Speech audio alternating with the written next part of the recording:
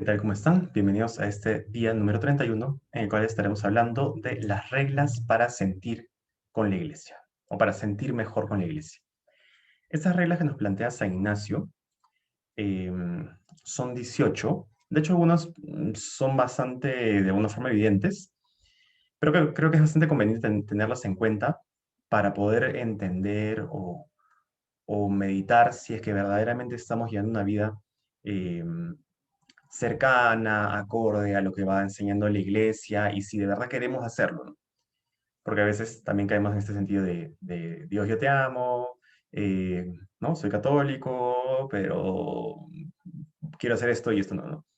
Entonces, claro, no sé, a veces en la práctica queremos hacer, o en todo caso, ¿no? O sea, queremos hacer todo, queremos, o sea, o queremos creer en todo y ya, bueno, fallamos, ¿no? Eso sí es válido, digamos, ¿no? Son realidades que pasan, tenemos que luchar igual contra estas tentaciones. Pero es diferente cuando simplemente digo, mira, en esta parte de la fe sí creo y en esta parte no. Porque eso hace pues de que mi fe no sea real, ¿no? Es como, no sé, es inconsistente, no sabría cómo compararlo, ¿no? Pero es como si tuviese, por ejemplo, no sé, un pensamiento eh, económico liberal, ¿no? O sea, creo en la libertad de mercado, pero al mismo tiempo creo en la privatización por parte del Estado. Entonces, o sea, no sería consistente, entonces no podría decir que realmente creo en una cosa si no creo en la otra. No haría sentido. Entonces, sí, en este sentido se quiere plantear las propuestas de estas reglas para tener en consideración al momento de entender qué es lo que realmente sentimos pues, por la iglesia. Entonces vamos con la primera regla, de 18. Despuesto todo juicio, debemos tener ánimo aparejado y pronto para obedecer en todo a la vera esposa de Cristo, nuestro Señor, que es la nuestra Santa Madre Iglesia Jerárquica. Entonces, el primer punto habla sobre la obediencia, ¿no? Y de hecho es la primera regla porque la obediencia es esencial, ¿no? Sobre todo en cuanto a la fe. También debería darse en la práctica, por naturaleza, ¿no? O sea, es como si yo amo a alguien y le digo que la amo, entonces actúo de forma acorde. Pero cuando menos debería pues saber y querer amarla. Entonces, claro, ¿no? La obediencia va sobre todo en ese sentido, ¿no? Entonces, entender qué cosa implica ser parte de la iglesia, creer en la iglesia, vivir bajo la realidad que plantea la iglesia, y Cristo es la iglesia. Eh, y bajo esta dinámica, pues, tratar de obedecer en todo, ¿no? Tanto en cuanto podamos. Y si fallamos, pues, lo más probable es que si fallamos, la práctica sea un tema de pecado, y más aún si es mortal, acudir, pues, a los sacramentos y así, ¿no? Pero tener este primer espíritu, este primer deseo de realmente querer obedecer en todo la iglesia. Aquí, igual hacer esta salvedad, también por el contexto de tiempo en el cual vivimos, que estamos hablando de obedecer a la iglesia, ¿no? No estamos hablando de obedecer al obispo tal, al sacerdote tal, en algunas circunstancias también, no necesariamente algo específico que dice uno de los santos padres, ¿no? O sea, el Papa. Hablamos del espíritu de la iglesia, ¿no? Del magisterio, de la doctrina, la tradición, la enseñanza de la iglesia que tiene más de 2000 años, ¿no? Y pues que, claro, se sigue desarrollando en el tiempo, pero lo nuevo que se desarrolla a partir de lo que ya existe. O sea, no puede ser que alguien diga, no, esas cosas ya no aplican para hoy. O sea, eso no existe. Eso es incongruente con la fe y dependiendo de qué cosa se diga, pues es hasta hereje, ¿no? Entonces, es importante entender, pues, de que estamos hablando de este espíritu de la iglesia y no de lo que dice una u otra persona. Segunda regla. Nos dice, sí, San Ignacio, alabar, el confesar con un sacerdote y el recibir del Santísimo Sacramento una vez en el año y mucho más en cada mes. Mucho mejor de 8 en 8 días con las condiciones requisitas y debidas. Aquí habría que mencionar, pues, que en la época de San Ignacio el acceso a la Eucaristía y a veces también a la confesión era mucho más restringido, ¿no? Mucho más restringido. Por eso es que acá habla de mínimo una vez al año, idealmente una vez al mes, ideal al menos cada 8 días, ¿no? Pero hoy en día, en la mayoría de lugares donde probablemente nosotros vivimos, hay parroquias, ¿no? Entonces, pues la confesión debería idealmente darse por lo menos una vez cada 2 semanas, incluso si no tenemos pecado mortal. Porque además recibimos de los sacramentos, recibimos gracia santificante, que es una gracia propia de los sacramentos, ¿no? Que Dios dispensa a través de la iglesia. Entonces, bueno, es conveniente porque la gracia nunca sobra, ¿no? Siempre nos falta gracia para vivir una vida de fe. Y pues también acudir a recibir el Santísimo Sacramento, a comulgar la Eucaristía, eh, cuando menos en las fiestas de guardar, pero más aún, pues, si podemos en otras ocasiones, de repente de forma diaria, ¿no? Igual dentro de nuestro estado de vida, de la realidad que vivimos un poco, porque claro, podría darse pues de que no tenemos la posibilidad de ir todos los días, entonces es aceptable. Pero si es que la tuviésemos y normalmente elegimos, no, mejor voy a ver Netflix todos los días, entonces sí, ahí pues habría un poco un desorden y algo un poco raro, ¿no? Porque si decimos, mira, yo, señor, yo te amo y quiero estar contigo, pero prefiero ver Pokémon, entonces como que no suena muy razonable. Tercera regla, alabar el oír misa a menudo, asimismo cantos, salmos y largas oraciones en la iglesia, fuera de ella, asimismo horas ordenadas a tiempo destinado para todo oficio divino y para toda oración y todas horas canónicas. Bueno, aquí nos habla de varios puntos, digamos, pero esencialmente nos habla de la misa y de la oración, ¿no? Es interesante, y aquí sí resaltar, pues, cómo San Ignacio eh, diferencia la misa de la comunión eucarística. Porque uno podría asistir a misa y no comulgar. Entonces, cuando uno de hecho asiste a misa y comulga, que es lo más propio de misa, cuando uno asiste a misa y comulga, está viviendo la plenitud de lo que deberíamos vivir, ¿no? Entonces, bueno, si no podemos comulgar, pues cuando menos ir a misa, ¿no? Y también si no podemos comulgar es raro, porque claro, lo más lógico sería de que si no puedo comulgar, me confieso, ¿no? Porque si no puedo comulgar, lo más probable es que sea por un pecado mortal. Entonces me confieso, renuncio a mi pecado mortal y pues ya puedo comulgar, ¿no? Y bueno, nos habla de diferentes realidades, ¿no? Cantos católicos, cristianos, los salmos, diferentes formas de oración, el oficio divino, que se refiere particularmente a la liturgia de las horas, que es un libro eh, con una cierta estructura de oraciones que se rezan en ciertos momentos específicos del día, por eso también habla de horas canónicas.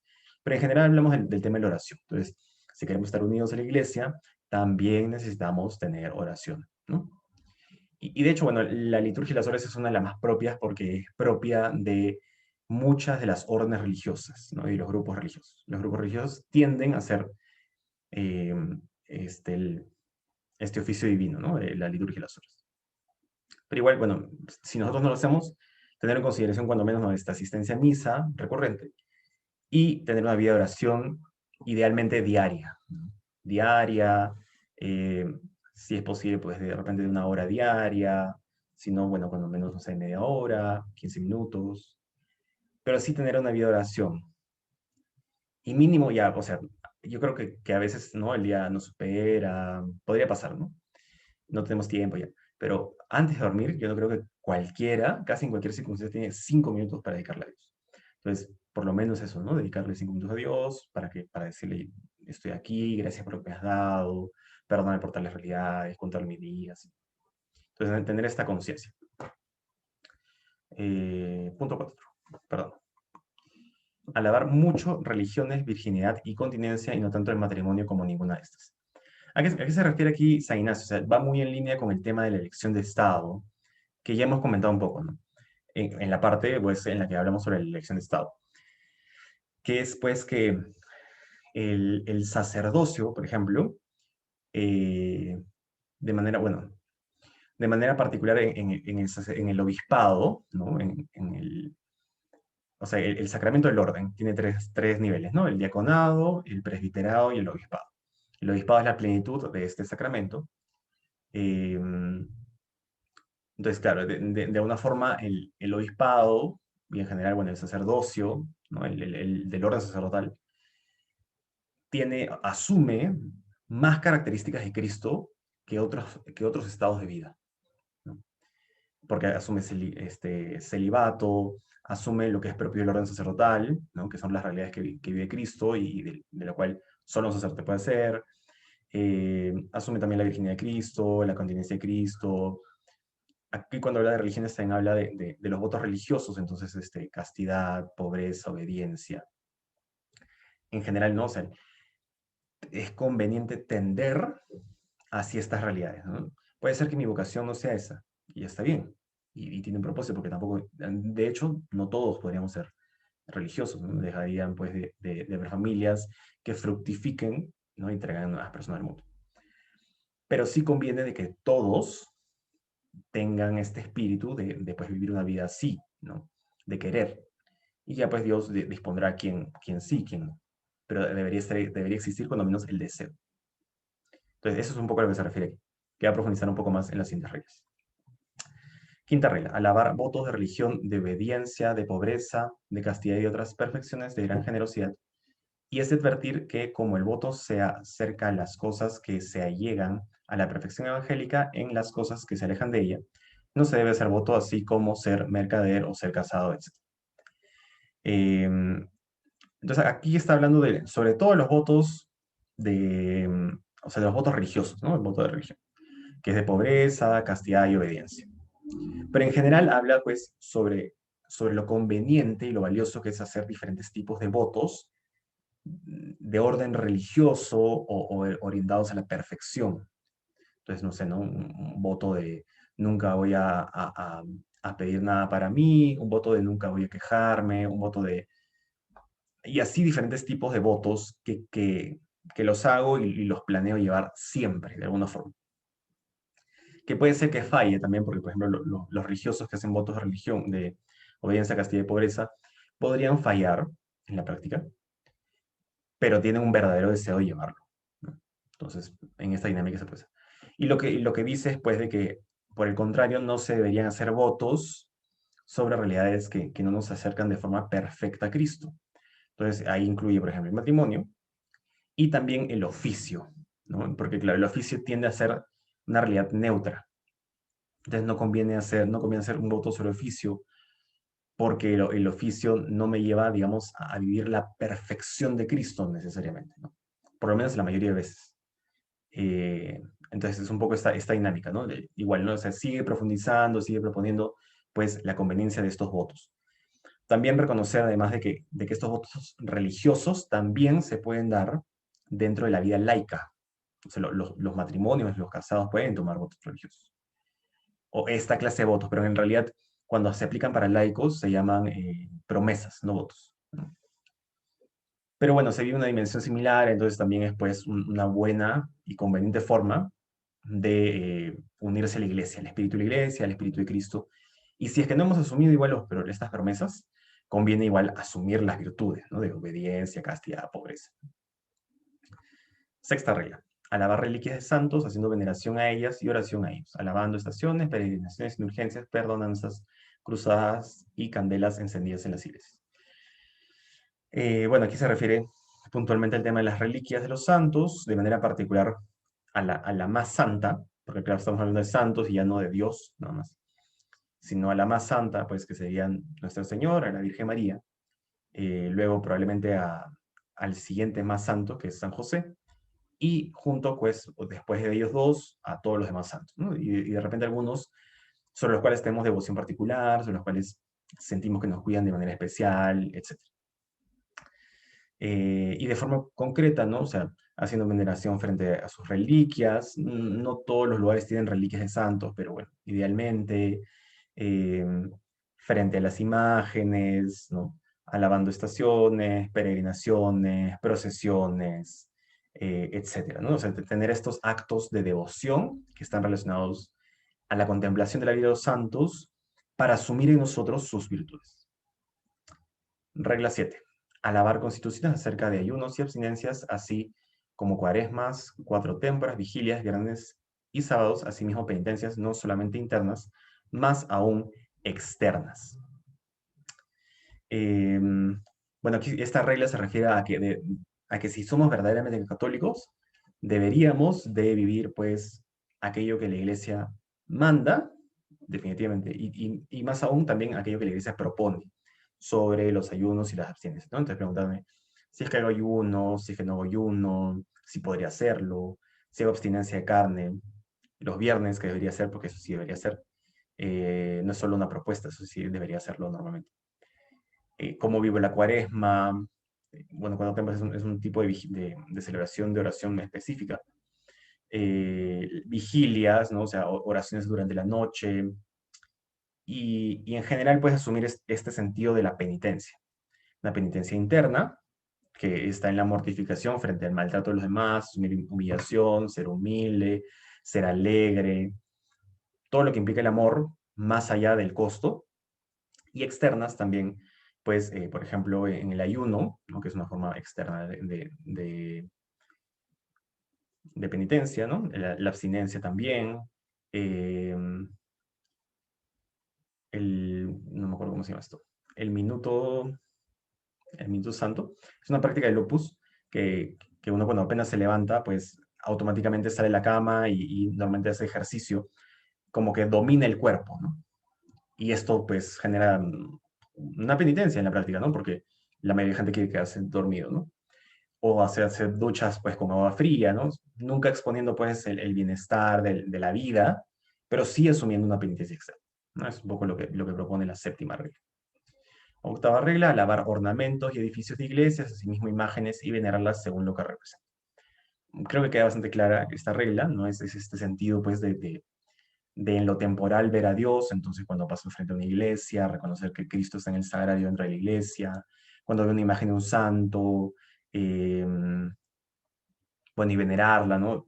Persinarme cuando paso frente a una iglesia, de repente cuando paso frente a una imagen de la Virgen, también persinarme, y así tener esta conciencia, pues, de lo sobrenatural en medio de lo temporal. Alabar finalmente todos los preceptos de la iglesia, teniendo ánimo pronto para buscar razones en su defensa y en ninguna manera en su ofensa. Entonces, defender a la iglesia, ¿no? O sea, no solo ya la obediencia, que es lo que hablábamos al inicio, sino además la defensa de la defensa de la iglesia, porque es nuestra familia, porque es nuestra iglesia. Eh, y de ninguna manera en su ofensa, ¿no? Esto también es importante recalcarlo porque muchas veces eh, criticamos a la gente en la iglesia, ¿no? O sea, tanto a laicos como peor aún a sacerdotes, a obispos, etcétera, ¿no? Hasta el Papa podríamos criticar. Entonces no conviene pues esto, ¿no? Eso no quiere decir que todo lo que haga quien sea es lícito, porque hay cosas que sí están mal. Pero no está el punto pues en criticar u ofender a la iglesia, sino en buscar sanarla. Y si alguien se confunde a raíz de algo que dice un obispo o un sacerdote que no está en línea con la doctrina, conviene pues corregir la realidad, ¿no? O sea, decir, no, mira, esto que dijo está mal porque, mira, según el catecismo, ta, ta, ta, ta, ta. Pero no hay necesidad de decir, sí, porque esa persona es A, B, C. O sea, eso no suma al espíritu de unidad de la iglesia. Lo que hay que hacer es corregir y corregir en la caridad. Décima regla. Debemos ser más prontos para abonar y alabar así constituciones, comendaciones como costumbres de nuestros mayores, porque dado que algunas no sean o no fuesen tales, hablar contra ellas, sea predicando en público, sea platicando delante de la gente sencilla, engendrarían más murmuración y escándalo que provecho, y así se indignaría el pueblo contra sus mayores, sean temporales o espirituales. De manera que, así como hace daño el hablar en absencia de los mayores a la gente menuda o a la gente sencilla, así puede hacer provecho hablar de las malas costumbres a las mismas personas que pueden remediarlas.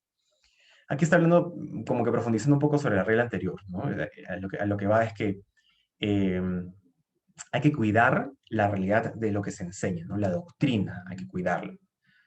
Pero no conviene, y aquí es lo que dice, ¿no? No conviene pues hacerlo en público, cuando la gente está predicando, peor frente a gente sencilla en cuanto a alguien que, pues, claro, o sea, si yo veo a alguien criticando a un sacerdote, por ejemplo, ¿no? Que esté equivocado, digamos, yo también podría unir, o sea, si soy parte, digamos, de esta gente sencilla, podría unirme y decirle, sí, ¿por qué no? O sea, entonces me uno a la turba. En cambio, si soy pues, una persona de virtud, ¿no? Mm, pues entenderé que esta persona estaba mal, ¿no? O sea, el sacerdote de repente lo que dijo estaba mal, pero también está mal criticarlo en público. Entonces, hay que tener cuidado con eso porque se genera murmuración, se genera escándalo, ¿no? Eh, Entonces, por un lado, pues, tener este cuidado de no hacer esto, pero también sacar el provecho de hablar de estas malas costumbres con aquellos que las practican, sobre todo cuando son nuestros mayores, ¿no? Cuando son personas, digamos, superiores, que tienen aún mayor responsabilidad de hacer las cosas bien, porque los demás los seguimos.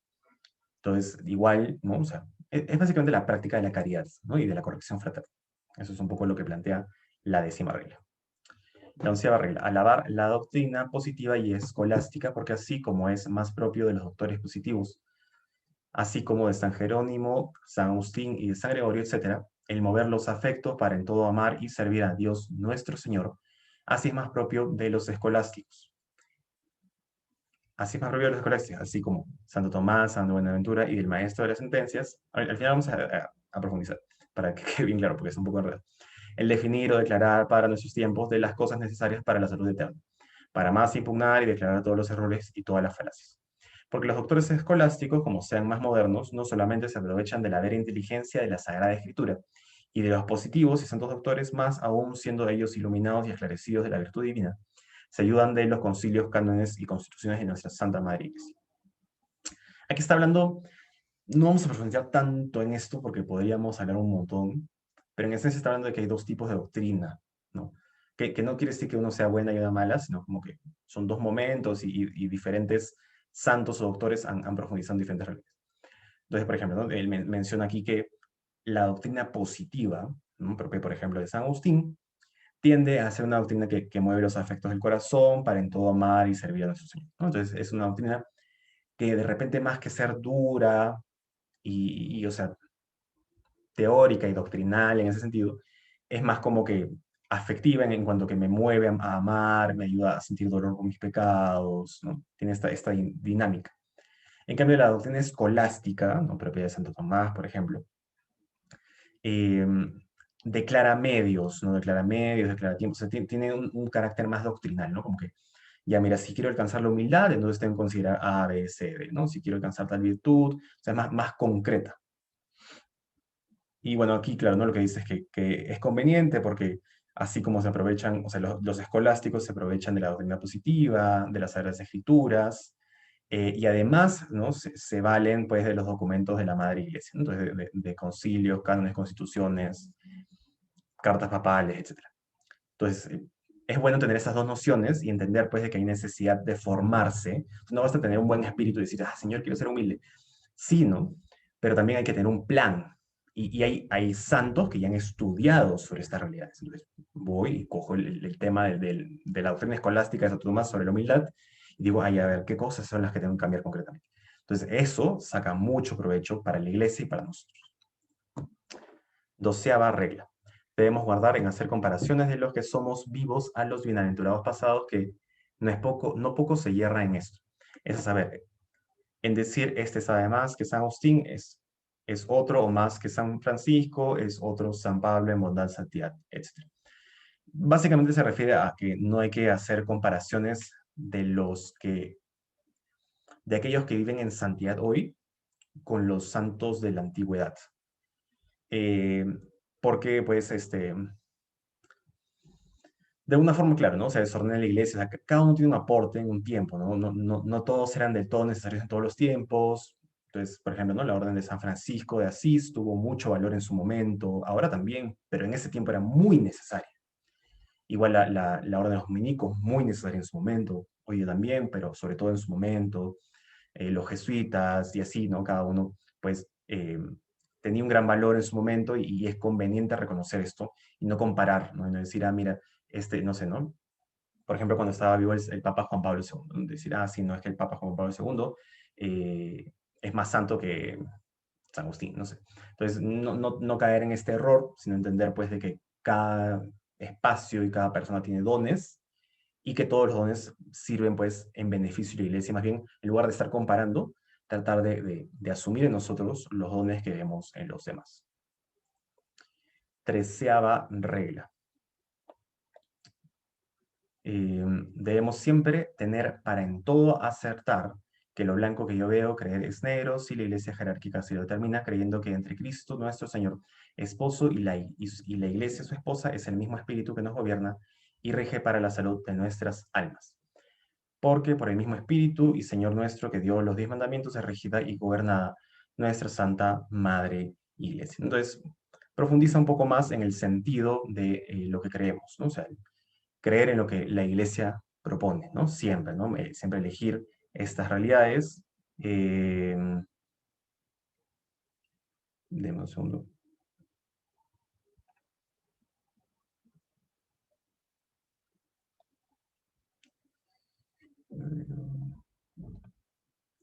Perdón. Creer siempre en estas realidades, ¿no? O sea, si efectivamente creemos, entendemos, ¿no? Esta dinámica, esto que se muestra en la iglesia, ¿no? Entonces debemos seguir pues el mismo espíritu de la iglesia y no elegir otro, ¿no? Y así, tanto así, ¿no? Que si lo que yo creo que es blanco y la iglesia dice que es negro, entonces también yo lo creo así.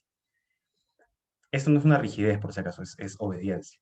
Lo que sí hay que tener cuidado es cuando esta propuesta se utiliza para caer en rigidez, ¿no? Entonces alguien utiliza esto para decirte, no, mira, esto que yo te estoy diciendo es la iglesia, ¿no? Por eso también es conveniente formarse para que nadie nos engañe en ese sentido. Eh, la 14ª regla.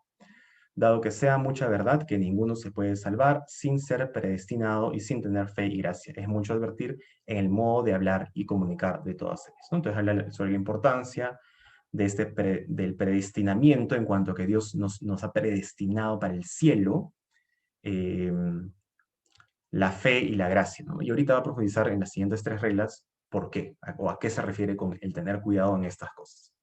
Sobre todo eso, bueno, va a aquellos que predican, ¿no? A los sacerdotes, obispos, etc. 15ª regla, no debemos hablar mucho de la predestinación por vía de costumbre, más si en alguna manera y algunas veces se hablare. Así se hable que el pueblo menudo no venga en error alguno, como algunas veces suele, diciendo, si tengo de ser salvo o condenado, ya está determinado, por mi bien hacer o mal, no puede ser ya otra cosa. Y con eso entorpeciendo se descuidan en las obras que conducen a la salud y provecho espiritual de las almas.